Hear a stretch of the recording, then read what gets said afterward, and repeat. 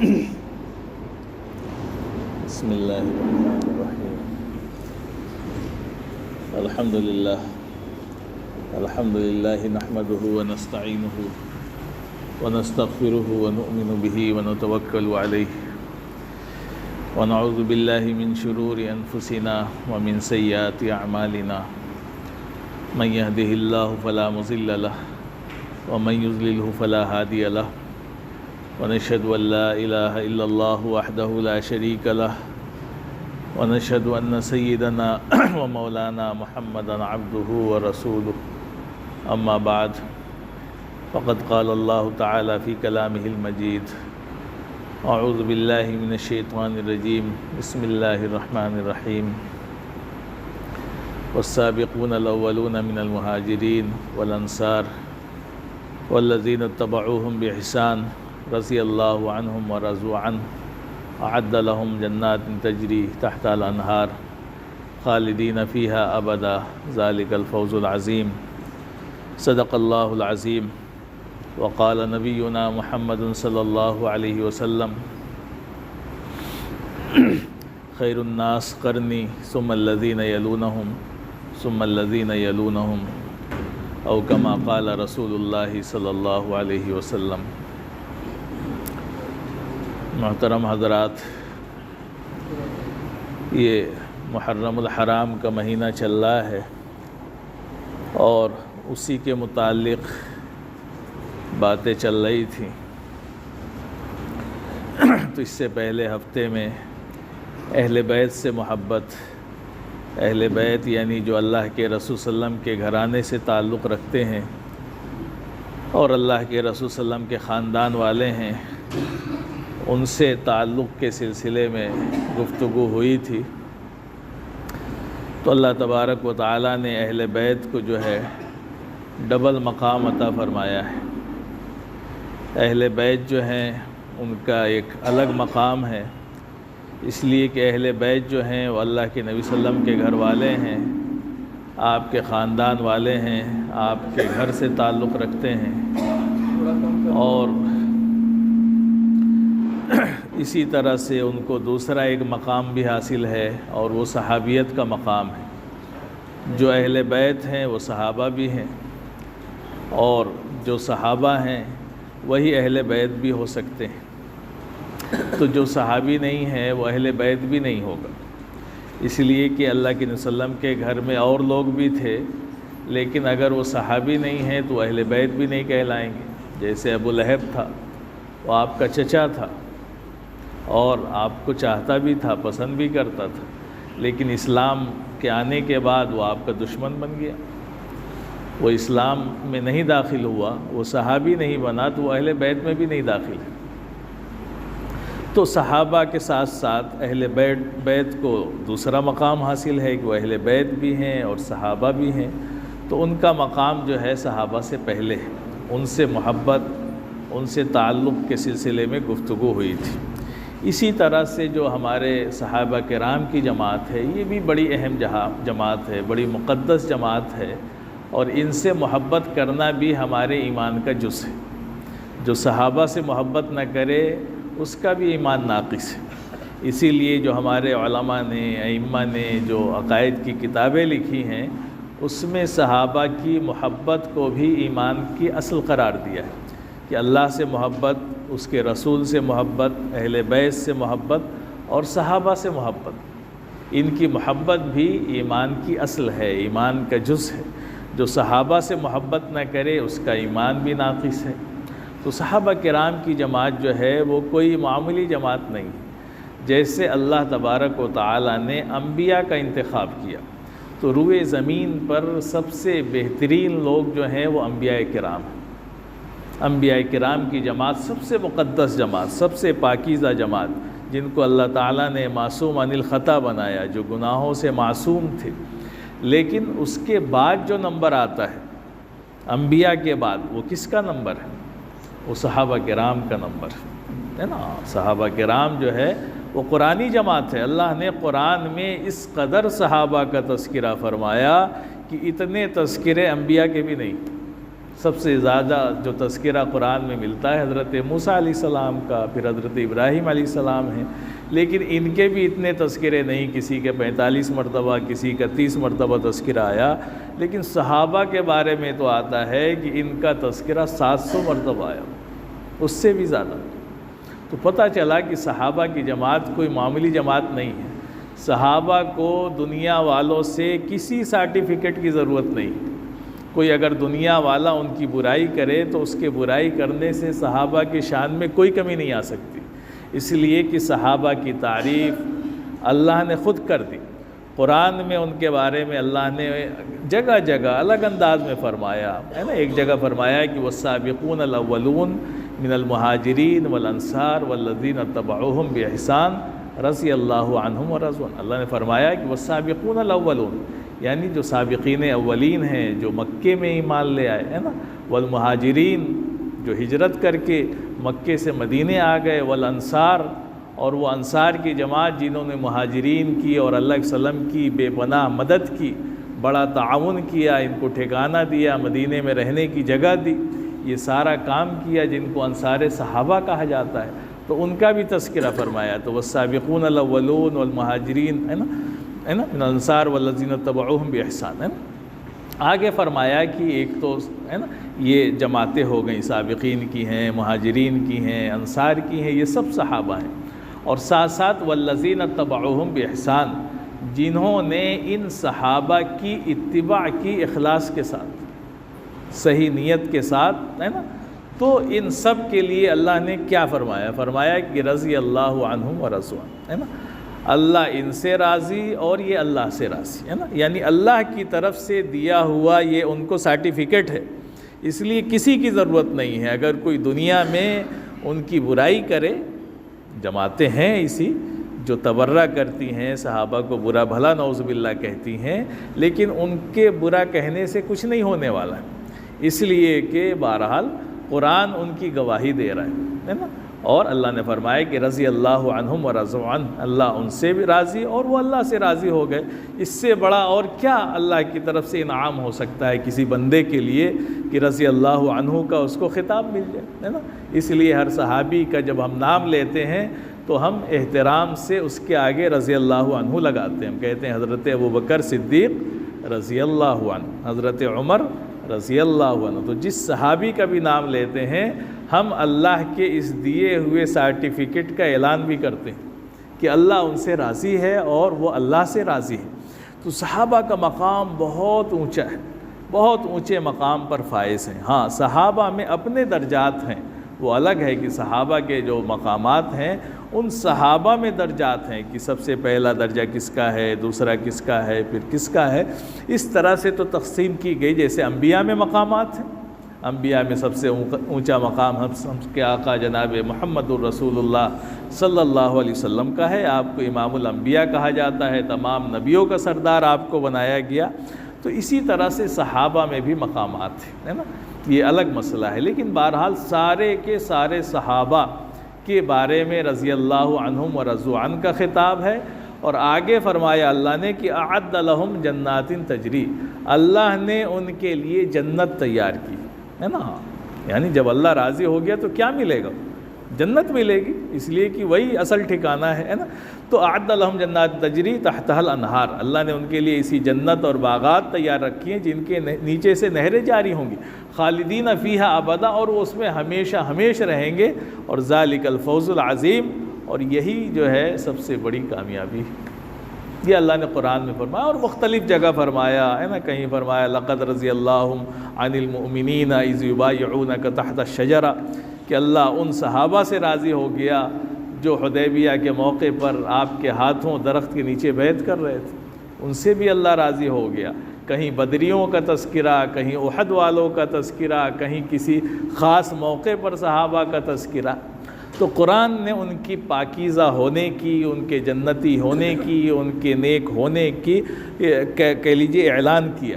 اس لیے اگر کوئی ایسی جماعت ہے جو ان کو برا بھلا کہتی ہے تو نعوذ باللہ وہ اللہ کا انکار کر رہی ہے، اللہ کے بات کا، اللہ کے قرآن کا انکار کر رہی ہے۔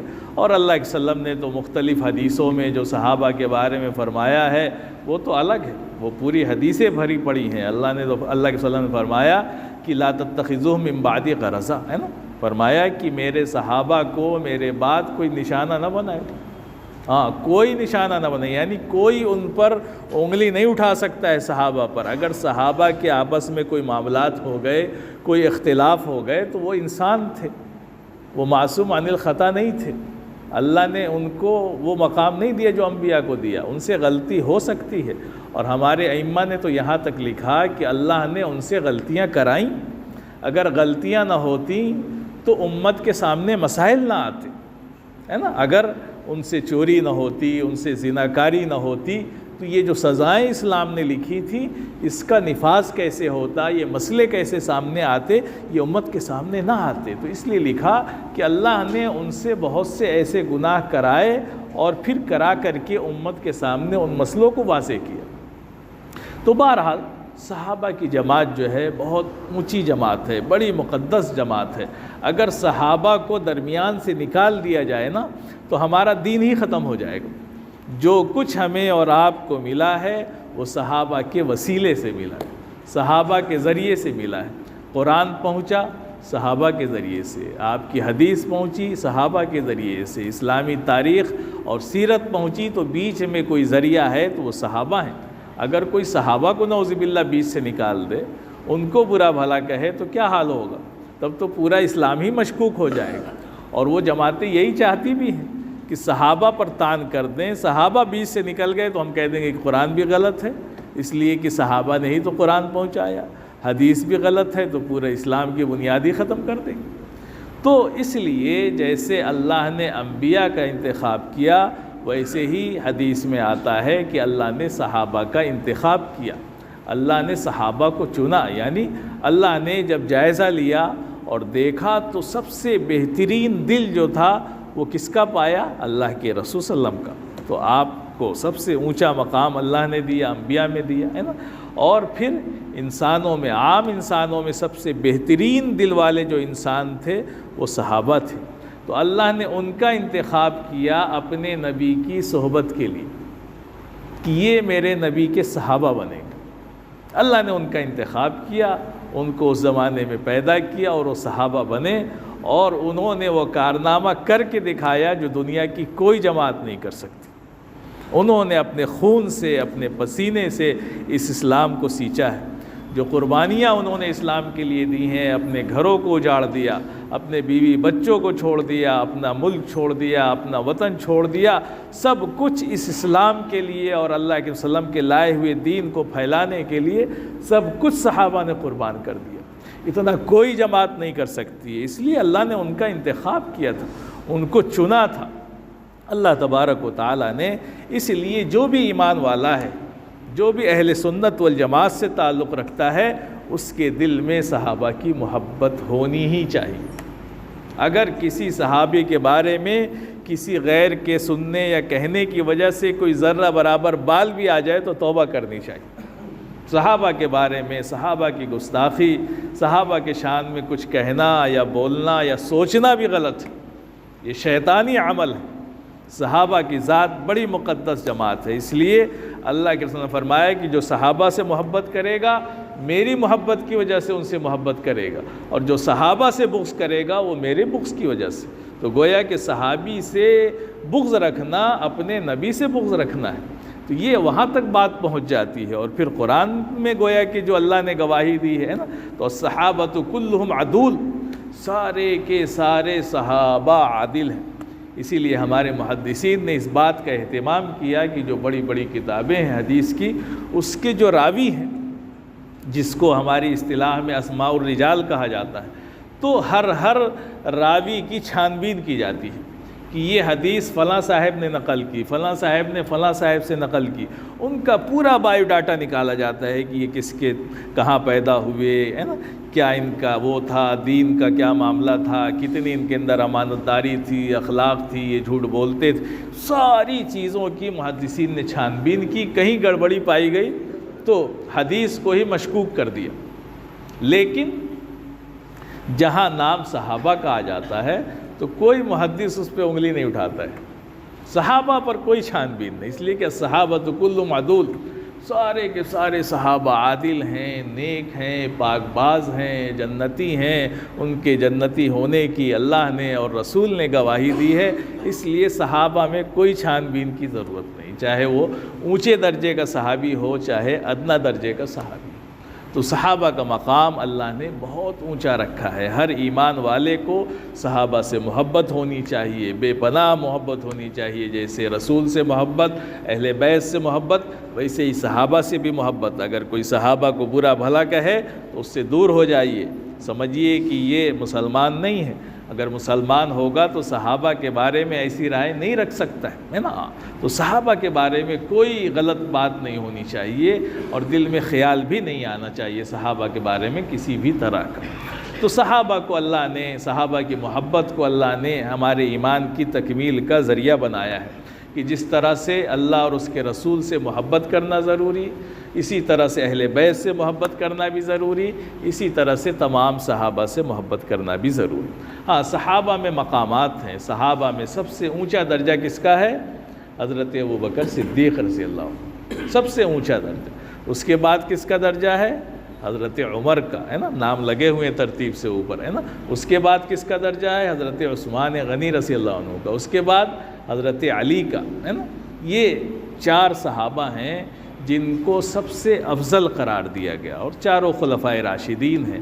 اس کے بعد جو نمبر آتا ہے وہ عشرہ مبشرہ، یعنی وہ 10 صحابہ جن کے بارے میں اللہ نے زندگی میں جنتی ہونے کی بشارت دی تھی۔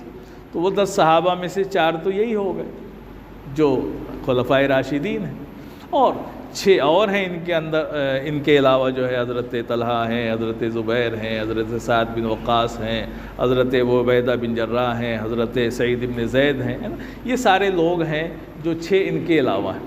تو یہ سب سے افضل ہے۔ اس کے بعد کس کا نمبر آتا ہے؟ اس کے بعد بدری صحابہ کا آتا ہے کہ جو صحابہ غزوہ بدر میں شریک تھے وہ سب سے افضل۔ پھر اس کے بعد درجہ آتا ہے کس کا؟ غزوہ احد، احدی صحابہ، جن صحابہ نے احد میں شرکت کی تھی وہ افضل، ان کا مقام۔ اس کے بعد نمبر آتا ہے ان کا جو صحابہ کس میں شریک تھے؟ صلح حدیبیہ کے موقع پر بیعت رضوان میں جو شریک تھے، جس کا اللہ نے قرآن میں تذکرہ کیا، یہ صحابہ۔ تو اس طرح سے مقامات ہیں۔ پھر اس کے بعد وہ صحابہ جو فتح مکہ سے پہلے ایمان لائے، ان کا درجہ، پھر ان کا درجہ ہے جو فتح مکہ کے بعد ایمان لائے۔ فتح مکہ کے بعد تو پھر، ہے نا، فوج در فوج لوگ اسلام میں داخل ہو رہے تھے اور پھر تو اسلام کا پورا دروازہ ہی کھل گیا، ہے نا۔ تو یہ مقامات ہیں، لیکن بہرحال صحابہ سب کے سب عادل ہیں، سب کے سب نیک ہیں، سب کے سب پاک باز ہیں۔ کسی ادنا درجے کے صحابی کو بھی برا بھلا کہنا، اس پر اعتراض کرنا، یہ ان کی شان کے خلاف ہے اور اللہ کے وسلم کی تعلیمات کے بھی خلاف ہے۔ ہمیں ان کے شان میں کسی طرح کی بھی گستاخی نہیں کرنی ہے۔ یہ صحابہ کا مقام ہے۔ صحابہ کے آپس کے اختلافات ہو سکتے ہیں، ان کی لڑائیاں ہو سکتی ہیں۔ آپ دیکھیں کہ حضرت علی اور حضرت معاویہ کی آپس میں جنگ چل رہی تھی، ان کی خلافت الگ، ان کی خلافت الگ، لیکن اسی موقع پر ایک سپر پاور طاقت تھی اس زمانے کی، روم۔ تو رومیوں نے دیکھا کہ یہ آپس میں لڑ رہے ہیں، بڑا اچھا موقع ہے، اس موقع سے فائدہ اٹھا کر کے ہم حملہ بول دیں اور اس سے ہمیں فائدہ ہو جائے گا، ان کو شکست دے دیں گے، اس لیے کہ ان کی تو فوجیں بٹی ہوئی ہیں، یہ آپس میں لڑ رہے ہیں۔ جب یہ خبر حضرت امیر معاویہ رضی اللہ عنہ کو پہنچی تو انہوں نے بڑے سخت الفاظ میں اس کو خط لکھا، کہا کہ ٹھیک ہے، ہمارے آپس کی لڑائی ہو سکتی ہے، ہمارے آپس کے اختلافات ہو سکتے ہیں، وہ ہے نا الگ چیز ہے، لیکن اگر تم نے نگاہ اٹھانے کی بھی کوشش کی اسلام کی طرف اور حضرت علی کی طرف یا ان کی حکومت یا فوج کی طرف، تو پھر سب سے پہلا میں شخص ہوں گا جو تمہارا مقابلہ کروں، ہے نا۔ بہت سخت الفاظ میں خط لکھا اور کہا کہ جرأت اور ہمت بھی مت کرنا ادھر دیکھنے کی، ہے نا۔